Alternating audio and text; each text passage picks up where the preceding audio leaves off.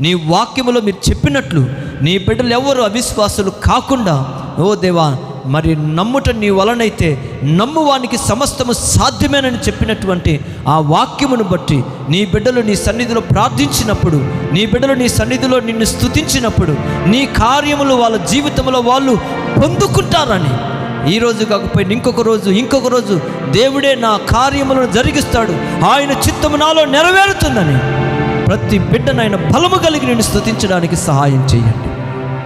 విశ్వాస పరీక్షలో మేమున్నామని ఎరిగి నైనా మేము తొట్టిల్లకుండా బలహీనపడకుండా, సాతాను మమ్మల్ని మోసగించి నైనా గాలి వంటి శోధనలు తెచ్చిపెట్టి మమ్మల్ని బలహీనపరిచి నీకు దూరం చేయాలని ప్రయత్నించి మమ్మల్ని అవిశ్వాసులుగా మార్చాలని సాతాను చూసినప్పుడు, దేవా, నీవు దానంతటిని దూరపరిచి నీ ఆత్మ సహాయమును సామర్థ్యతను దయచేసి నీ కార్యములు చక్కగా జరిగించుకోండి నాయనా. నీ స్తోత్రాలు నాయన. తన హృదయపూర్వకమైన కానుకలు ఇచ్చి మిమ్మల్ని స్తుతించిన నీ బిడ్డలను జ్ఞాపకం చేసుకోండి నాయనా. నీ స్తోత్రాలు.